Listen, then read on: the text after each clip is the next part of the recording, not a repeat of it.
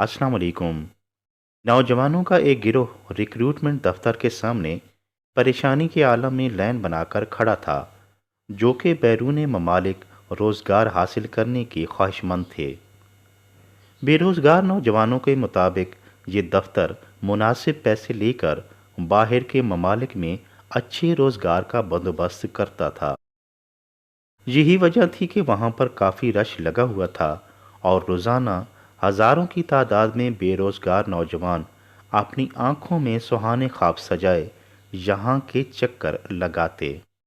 उनमें कुछ तो ऐसे भी थे जो कि अच्छा भला अपने ही मुल्क में कमा रहे थे, मगर मुआशरे में अपनी पग ऊंची रखने और माली पोजीशन बेहतर करने के लिए अपना प्यारा मुल्क, घर बार और जिगरी दोस्त रिश्तेदार छोड़कर और लाखों रुपए की जमा पूंजी खर्च करके बाहर जाना चाहते थे। अल्लाह जाने मजबूरी थी कि बाहर जाने का खुमार, हाथों में कागजात के बंडल पकड़े और जेब में लाखों रुपए ठोंसे वो एजेंट की मिन्नत समाजत में मसरूफ थे। ये सब कुछ करने के बावजूद जो जवान भी दफ्तर से बाहर निकलता, उसका मुंह लटका हुआ नजर आता और बताता कि सारा काम हो चुका है, बस थोड़ी सी कागजात में कमी है या कोई तिब्बी मसला दरपेश है, जिसके लिए अमूमन ज़्यादा पैसों का तकाजा किया जाता।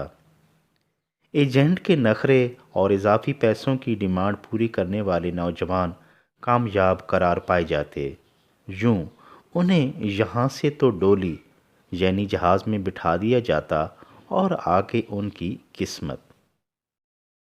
तारीख ये बताती है कि उनमें से अक्सर नौजवान तो पहले ही साल में नानी का रोज़ा देखकर रज जाते और वापस आकर भेड़ बकरियां चराने या कोई छोटा मोटा कारोबार शुरू कर देने में फ़ख्र महसूस करते।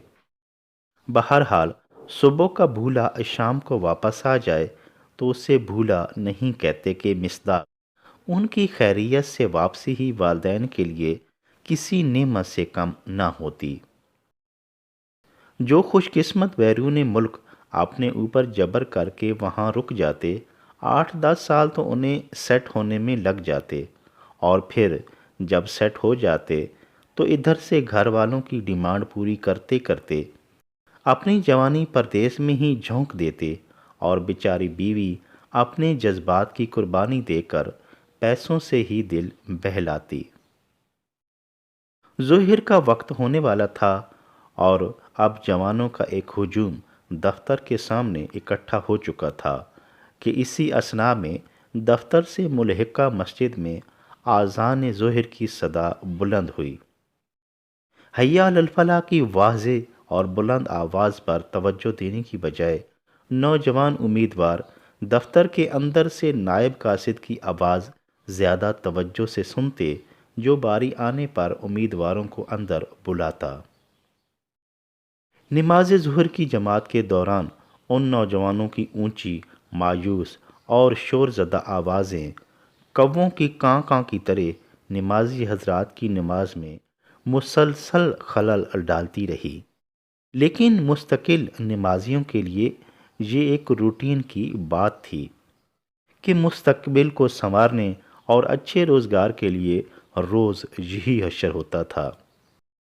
थोड़ी देर बाद एक बाबा जी मोटा सा चश्मा लगाए, लाठी पकड़े मस्जिद से बाहर निकले और ऐनक दुरुस्त करते हुए नौजवानों के बेलगाम हुजूम पर एक नज़र डाली और अपनी नहीब सी आवाज़ को पूरा जोर लगाकर नौजवानों को मुखातिब करते हुए बोले, ओह मेरे पुत्रो, अगर ये दफ्तर वाले आपकी बात नहीं सुन रहे तो साथ वाले दफ्तर यानी मस्जिद में जाकर देख लो।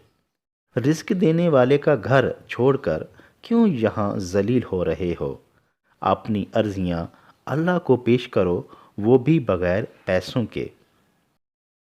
चंद नौजवानों ने बाबे की बात तवज्जो से सुनी, लेकिन अक्सरियत ने कान ही ना धरे।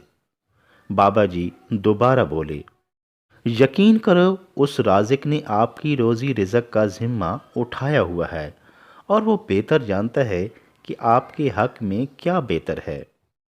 اگر آپ لوگوں کو باہر جانے کا موقع نہیں بھی ملتا تو پریشان مت ہونا، ہو سکتا ہے اس نے یہاں ہی آپ کے مقدر میں بہترین رزق لکھ دیا ہو۔